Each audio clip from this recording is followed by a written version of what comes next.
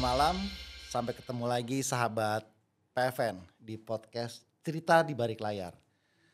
Episode kali ini saya kedatangan tamu yang kalau saya ngobrol harus agak sedikit in English ya, menjaga manner gitu kan. Tapi juga tapi beliau ini udah lancar ke bahasa Indonesianya.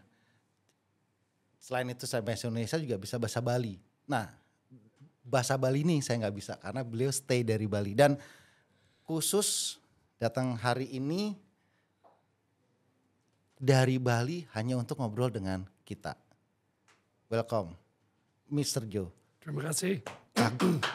Terima kasih banyak. Sahabat PFN, terima kasih. Thank you. Kagok ya Mr. Joe. Beli Joe. Beli. Yeah. Beli. Jadi gini Beli. Beli ini dari Bali. Iya, well tinggal di Bali. Tinggal di Bali. Sudah berapa lama di Bali? Sampai bahasa Bali juga sudah. Well, bahasa Bali hanya mengerti sedikit. Tetapi saya tiba di Indonesia tahun 93. Wait. hampir 31 tahun. Ya, 30, ya lebih dari 30 tahun sekarang. 30 tahun. Gimana caranya bisa 30 tahun terdampar di Bali, Beli? Waktu saya datang, saya pikir saya akan di sini 6 bulan. Tapi 6 bulan menjadi 1 tahun, menjadi 3 tahun, dan sekarang 30 tahun. Luar biasa. Jadi kenapa sih bisa 30 tahun gitu? Well, saya mulai di produksi perfilman. Sedikit dari banyak teman saya, mereka ke sekolah khusus untuk perfilman. Saya bukan. Saya kerja di outdoor sport seperti sungai, kerja di sungai, panjat tebing seperti itu. Saya mulai syuting di sana. Terus di universitas saya belajar antropologi. Dan saya melihat film etnografik di sana dan saya pikir, oh ini menarik. Setelah itu saya pikir, saya bisa lebih bagus daripada itu. Terus saya mulai syuting di sungai, lalu syuting di Costa Rica, di Afrika, di sungai Zambezi. Lalu datang ke Indonesia tahun 93 untuk 6 bulan. Itu untuk dalam rangka syuting atau? Ya syuting, ya kami syuting di sungai Ayung di Bali. Waktu kami mulai di Sungai Ayung, kami bersama dengan perusahaan rafting di sana, Arung Jaram, dan itu seperti ini meledak. Waktu kami datang ada berapa orang turun setiap hari, tetapi tahun 95 yang perusahaan itu namanya Sobek, mereka dapat 650 tamu per hari turun sungai. Dan gila sekali, kami syuting setiap hari ada 9 cameraman turun sungai. Setiap hari untuk syuting semua itu kami jual video kepada tamu sampai nggak bisa lagi. Semua bikin film dokumenter. Akhirnya jadi ke dokumenter. Ya. Karena basicnya Blijo ini antropologi atau ada interest lain? Well, dari itu dan dari kerja di luar seperti kerja di sungai. Saya tertarik dengan panjat tebing tentang ekspedisi. So waktu saya datang kita banyak ekspedisi juga seperti tahun 98. Kami berekspedisi di Pulau Borneo. Kami mulai di Laut Cina sampai Laut Sulawesi lewat sungai dan itu film dokumenter pertama saya. Dari itu dan itu saya jual ke National Geographic. Nah, mereka tidak kasih saya terlalu banyak, tetapi saya masih jual ke National Geographic. That is why your production house name is Jungle Run. Jungle Run yang selalu larinya di jungle aja ya. Oke. Yeah. That is why because you love documentary, yang itu Yeah. memang banyak berhubungan dengan alam, jungle, makanya namanya Jungle Run. Iya. Jungle Run ini apa aja sih proyeknya di Bali tuh? Karena katanya, nih kalau saya bilang nih keren. Cuman mungkin gak banyak yang tahu nih gitu kan. Ngapain aja sih 30 tahun bikin PH gitu. Terus juga dengan nama Jungle Run lebih fokus ke tadi senangnya dokumentasi gimana Beli? Well, itu menarik karena awal kami mulai bikin film seperti untuk LSM conservation seperti itu, konservasi alam untuk seperti banyak. Tetapi saya mau lebih ke televisi. Lalu tahun 2004 kami dapat telepon call dari MTV dan mereka bilang kami mau syuting ini namanya Wild Boys di Indonesia. Nah itu sepertinya dulu ada film namanya Jackass dan ini yang bagian wildlife tentang itu. Saya bilang ya oke, no problem. Waktu itu kami bantu mereka syuting 30 lokasi di 7 pulau dalam 2 minggu. Oh, berarti Blijo sudah keliling Indonesia dong? Oh, saya aja belum. Sabang sampai Merauke. Saya belum. Blijo sudah keliling-keliling cuma karena itu ya. Memang sih kalau di production house di kita audiovisual kita bisa keliling Indonesia. Kita bisa pergi kemanapun tempat yang kalau kita tidak di audiovisual mungkin kita nggak bisa ke sana. Well, ini interestnya apa sih? Ya, maaf. Interestingnya gimana? Jadi maksudnya, wah, kalau sudah mulai seperti itu, saya tidak bisa berhenti. Saya mau lagi. Saya push untuk itu. Sampai sekarang kita produksi yang cukup luas juga, bukan hanya wildlife atau natural history atau begitu. Seperti kita dapat Kardashians, waktu Kardashians datang ke Indonesia, waktu Anthony Bourdain datang ke Indonesia. Kami dapat program yang seperti dengan Will Smith dengan astronaut waktu mereka mau melihat seluruh dunia, waktu mereka datang ke Indonesia kami dapat. Jadi ini berkembang pelan-pelan. 30 tahun itu cukup lama, tetapi ya menarik dan sekarang kami mau mencoba membuka pasarnya lebih luas. Jadi justru ya itu kayak yang disebutkan tadi, ternyata dari yang besar-besar itu dibalik ke Indonesia itu melalui Blijo. Wah, ada banyak perusahaan seperti saya. Dan saya ada banyak teman yang punya perusahaan seperti ini juga, tetapi ya sih okay. Ternyata banyak juga ya dari PH luar yang memang mau syuting di Indonesia. Kalau saya lihat dari pengalaman Blijo nih ya dengan project-projectnya itu, yang saya juga maksudnya kok kelihatannya sedikit ya sebenarnya yang terekspos ya, tapi ternyata di luar itu banyak yang project-project dari luar negeri yang masuk. Nah ini menarik juga kalau kita lihat tahun sebelum pandemi tahun 2019 Indonesia dapat berapa 263 film dari luar negeri. Wow. Yang masuk ke Indonesia. Syutingnya di Indonesia itu? Syuting di Indonesia dan hampir semua, bukan semua, tapi let's say 90% atau 85% itu film dokumenter. Oh, yang masuk film dokumenter. Ya, dari 263 proyek yang masuk ke Indonesia. Ini dari Puspang Film. Nah, itu waktu pandemi kami pikir, so bagaimana kita bisa membantu industri berkembang. Jadi saya mulai pikir, perusahaan seperti ini bagaimana, berapa dana masuk ke Indonesia.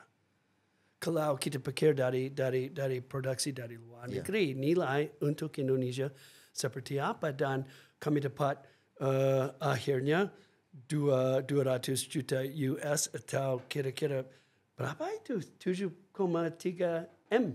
7,3 triliar. Betul. Ya. Triliar. 7,3 triliar nilai masuk ke Indonesia. Dari yang mostly dokumenter.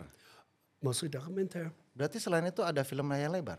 Wah, ini salah satu yang kami harap sama teman-teman dan sama PFN dan teman lain, kami bisa berkembang supaya lebih banyak Hollywood ke sini. Contoh, kalau kita lihat tahun 2023 tahun lalu, Indonesia dapat 163 produksi. Hampir semua dokumenter. Like kira-kira 85%, kira-kira begitu. Thailand, mereka dapat 463 produksi. Tahun 23 tahun lalu dengan 60% itu dari mereka, dan itu banyak film layar lebar. Di Itu Thailand itu 400, Ya.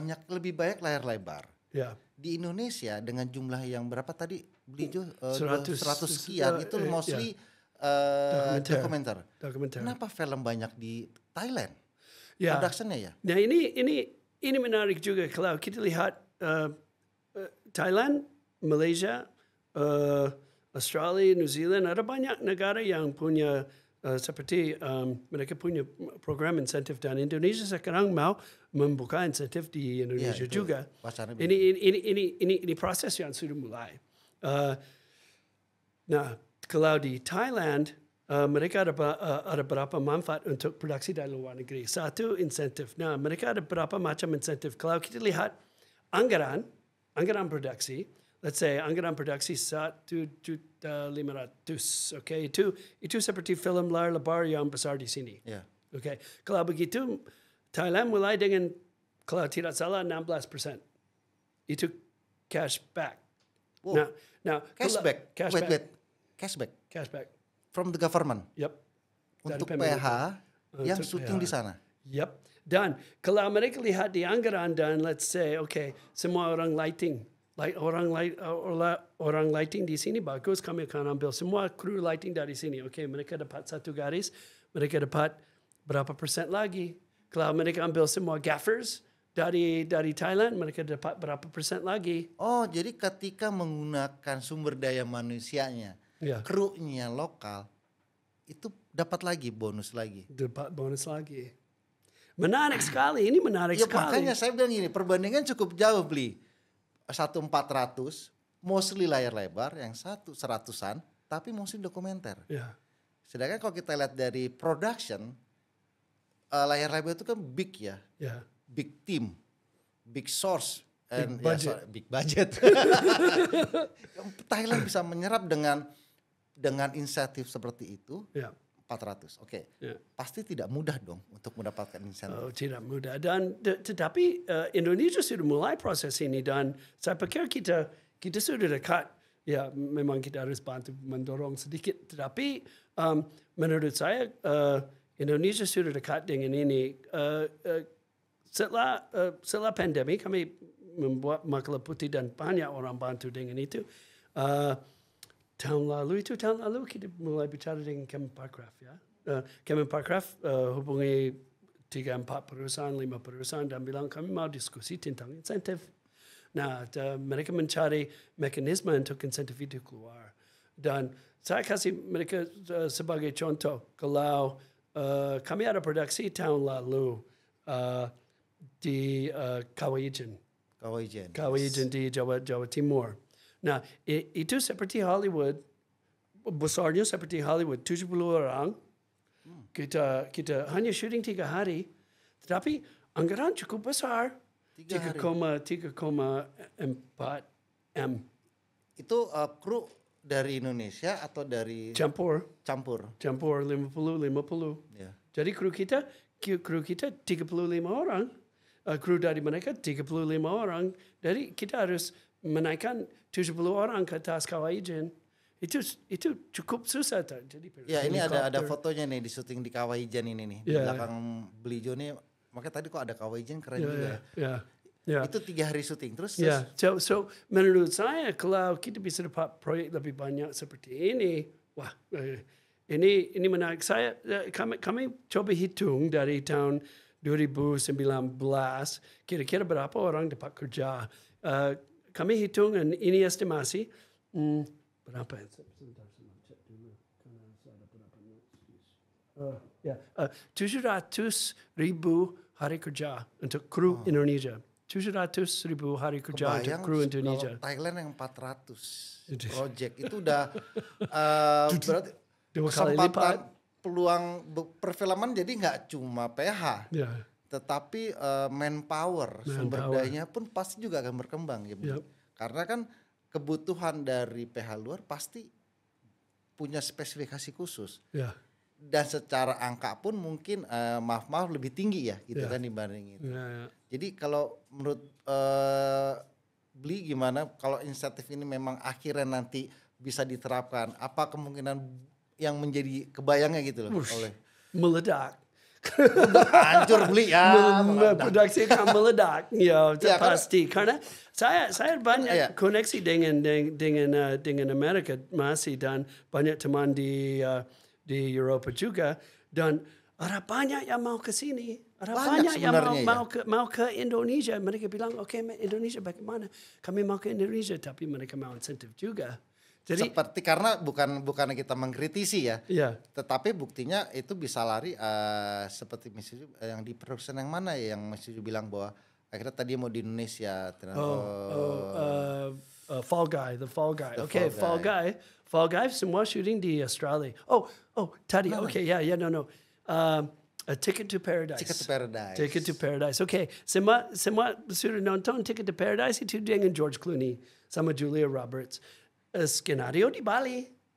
Skenario di Bali. Tetapi mereka shooting di Australia. Nah, kenapa? Oke. Berarti dibohongin dong yang orang sudah nonton tiket. Itu dibohongin, itu bukan di Bali bukan? Ya, bukan di Bali. Nah, ada beberapa hal kenapa seperti itu. Satu, pandemi. Yes. Jadi susah 70 orang masuk. Dan kalau orang seperti bintang film seperti itu, mereka harus bisa masuk keluar. Mereka harus bisa bebas. Yeah. Kedua, ada insentif dari Australia. 16% sampai itu 16% untuk lokasi plus insentif lagi untuk kru plus dinas pariwisata kasih mereka dana juga. Nah, akhirnya kalau kita lihat behind the scene, latar belakang, Yes.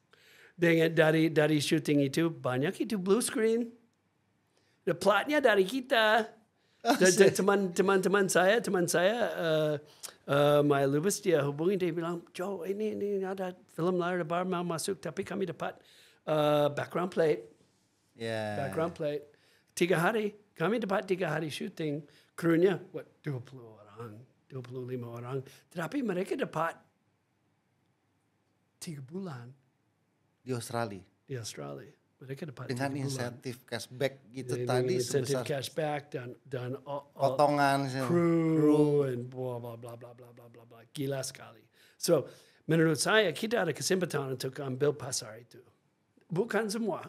Ini akan susah karena Thailand sudah dapat berapa per tahun. Oke, nggak apa-apa. Tetapi ada banyak di Amerika dan di Eropa mereka pikir bagaimana Indonesia? Kami mau ke Indonesia.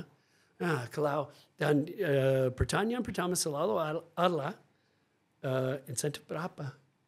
Ya betul, karena insentif perlu karena yang membuat film itu kan pasti mengeluarkan biaya. Ya. Ketika ada insentif, ada keringanan lah untuk dia bisa alokasi yang kayak yang lain. Ya. Saya juga setuju, saya jadi mikir gini Beli, kenapa orang pengen ke Indonesia untuk bikin film lebar? Dokumen 100 tadi yang masuk di tahun lalu, 100-an itu lebih banyak baru dokumenter. Karena dokumenter berarti itu kan kru produksinya tidak terlalu banyak. Ya, biasanya lebih kecil. Lebih kecil karena ke jungle. Nah, mereka sudah tertarik untuk dokumenter di Indonesia. Berarti tadi Beli juga bilang bahwa banyak juga mau bikin film di Indonesia. Karena memang berarti ada sebuah daya tarik tersendiri dong di wilayah Indonesia ini bagi filmmaker di teman-temannya Mas Jo ya gitu. Yeah. Mas Jo Beli. kita di Indonesia ada lokasi yang sangat luar biasa. Transportasi sekarang lebih bagus. Jadi dengan pesawat kita bisa hampir kemana saja. Masih ada beberapa tempat yang agak susah, kayaknya di Papua atau begitu. Ada beberapa tempat di mana kita hanya bisa masuk dengan pesawat kecil, tetapi banyak lokasi easy access sekarang. Nah, oleh karena itu saya pikir kalau kita ada insentif, itu sih gampang karena waktu kami syuting di Kawaijin itu mereka masuk dengan pesawat mereka sendiri. Jadi mereka charter. Dan mereka charter dari Garuda. Jadi kalau situasi seperti itu, let's say mereka syuting di 2, 3, 4 lokasi di Indonesia, mereka akan charter pesawat itu begitu. Ya, dan, Jadi itu dana cukup banyak juga. Waktu kami syuting di Kawajan, kita pakai helikopter 30 flight Iya, itu per saya hari. fotonya ada helikopter. Ya, 30 flight per hari. 30 flight Ya, a day. a day. Ya. Well, Dug. berarti gini, ketika misalkan inisiatif itu nanti apapun bentuknya ya, Ya. Bli, itu berjalan, yang meledak menurut Blijo tadi bukan hanya industri film. Ya. Industri Semua transportasi pun pasti akan ikut kan, karena Ya. di KWJ kemarin aja 30 flight a day. Ya, dan kita hitung untuk tahun 2019 kira-kira saya mau check real quick untuk sorry, masih okay?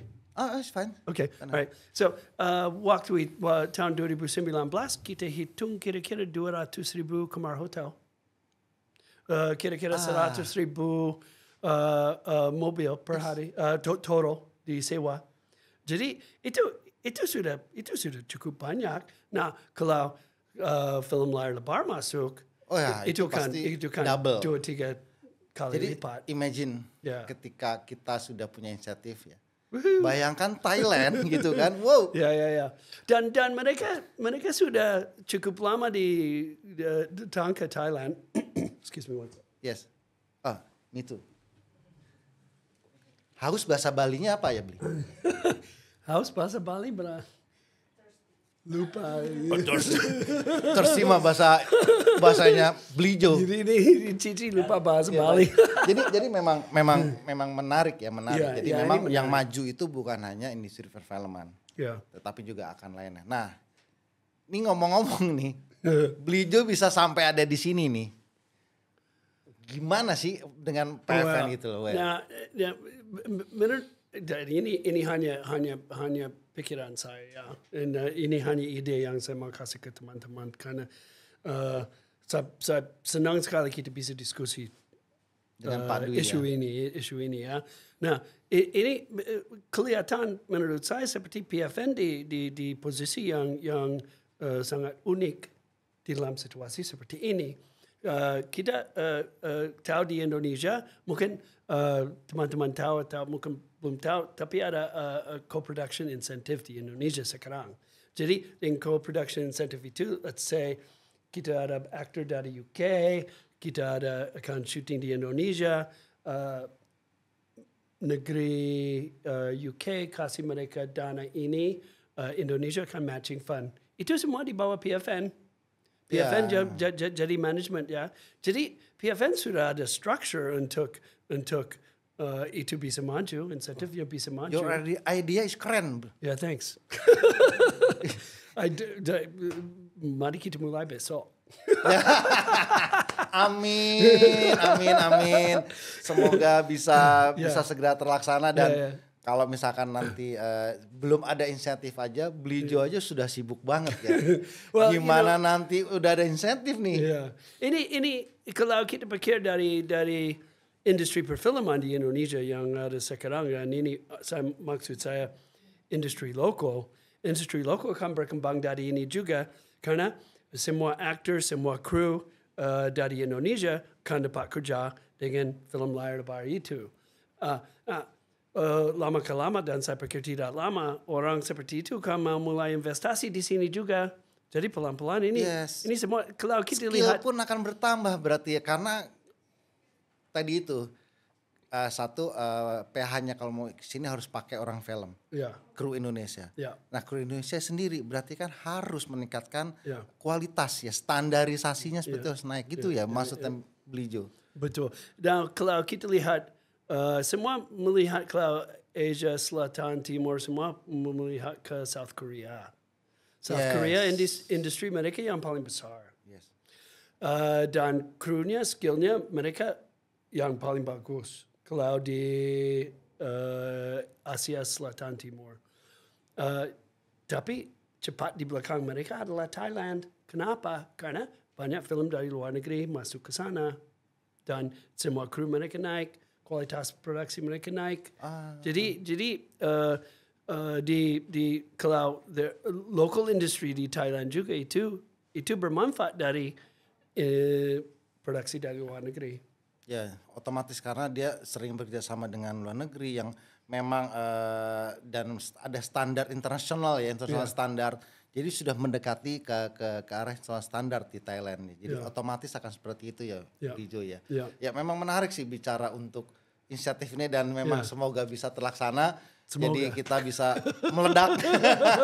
Saya tertarik sih, dan lebih tertarik lagi nanti kalau banyak tentang dokumenter. Karena saya dengan bicara dengan orang yang hidup di hutan, jungleran, lari-lari di hutan. Tapi mungkin di episode yang lain karena kita juga sudah cukup panjang nih bicara tentang perbandingan sih ya. Karena kan saya juga saya cukup tahu ada tapi seperti apa. Nah, Blijo juga dari teman-temannya sudah sedikit men-spill seperti apa di sana, seperti apa yang tadi di Australia segala macam. Itu terima kasih banget infonya dan memang kita berupaya alhamdulillah juga dari kementerian sudah mau menuju ke arah insentif, cuma tinggal mencari pembentukannya seperti apa gitu ya Blijo, dan saya sudah dikasih tahu udah lebih dari 20 menit Blijo. Next time kita bicara lagi dan film dokumenter. Ya, terima kasih banyak. Thank you semua. Thank you. Selamat ketemu lagi, sahabat PFN. Terima kasih banyak.